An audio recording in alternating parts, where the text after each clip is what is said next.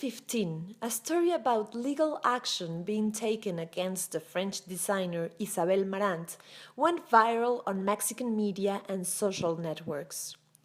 For her spring-summer collection, the famous French fashionista included a design identical to a typical blouse of one indigenous community of Oaxaca in the south of Mexico. Not only she didn't offer any kind of credit or payment in return, she was selling the blouse for 20 times the original price.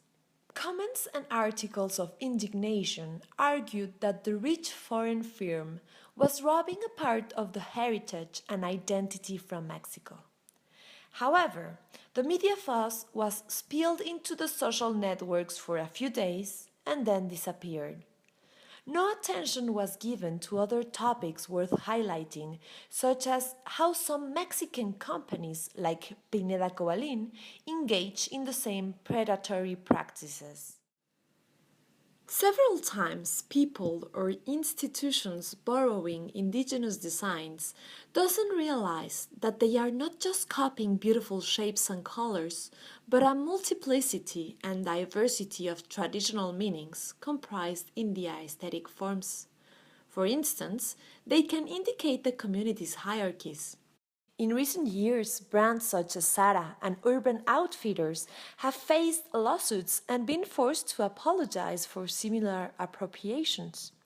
However, as discussed by Naomi Larson in her article about Isabel Marant at The Guardian, in the Mexican context, the underlying debate about the thin line separating inspiration from plagiarism was ignored. The case became more complicated when another French fashion brand, Antique Batik, ended up filing a claim against Marant for plagiarism, alleging that they owned the designs to the blouse in question. Eventually, the legal dispute was resolved when the designer accepted and demonstrated that the design indeed came from Mexico. Therefore, this situation brings out an old debate about the vulnerability of traditional Mexican arts and predatory appropriations.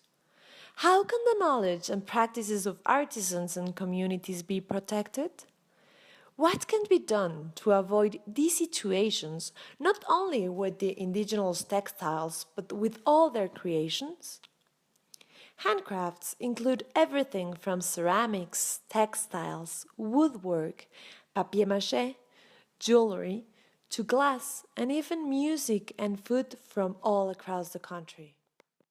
They are the result of a community savoir-faire, which is constantly in transformation. This makes the studies and statistics related to handicrafts complicated. Thus, adequate tools to generate public policies are non-existent. In Mexico, several initiatives and actions to support artisans have been implemented. However, they are insufficient.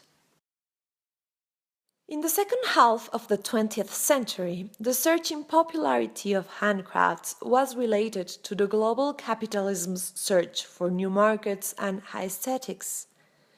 Perhaps the government's most recognized strategy for developing and marketing the work of artisans came in 1974 with the creation of FONART, the National Fund for the Development of Arts and Crafts, a special government agency for distributing subsidies as well as marketing and promoting handcrafts.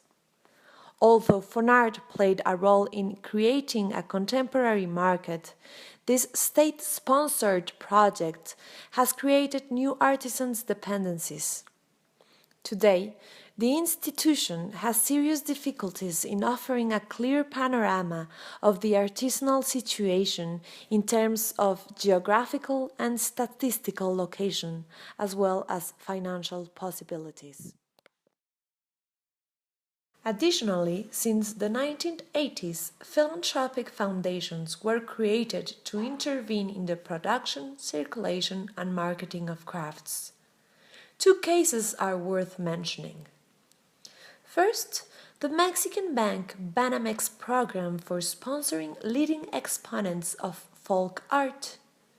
This non-profit gives recognition to artisans who have excelled in the quality of their processes and finished products. However, the program can arise side effects. As stated by popular art researcher Ruth Lechuga, this can lead to jealousies and quarrels between neighbors in communities. Artisans, instead of sharing their knowledge, they tend to guard them. With this in mind, she has proposed to identify great traditions instead of great masters. The second case is the Museum of Popular Art, the result of an intense fundraising among a group of private individuals. They have succeeded in dignifying the pieces on displays, but again, the museum's activities seem to be distanced from the artisans who are not identified with the way in which their work is exhibited. The indigenous people themselves have also created projects like artisan cooperatives to protect their work. Perhaps the best example is the Snaholobil Collective, which has brought together around 800 women artisans from the highland areas of Chiapas.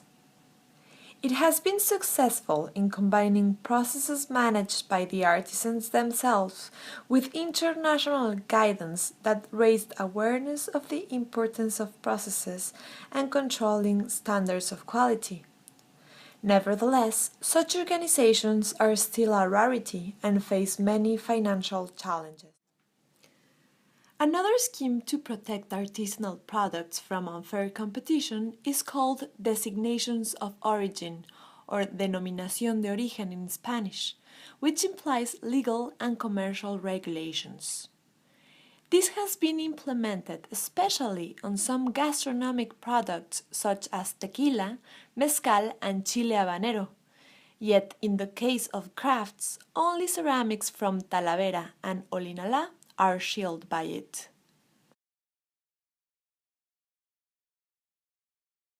A new movement, referred by Marta Turok as Nuevo Diseño Artesanal or New Artisanal Design, has also existed for more than 10 years and refers to urban designers proposing to artisans new forms and applications that are more in line with today's tastes. For instance, the designer Carla Fernandez has been influenced by ancient textiles and clothes, creating an avant-garde style. She has worked with different indigenous women for many years, learning from them their techniques and their inherited knowledge.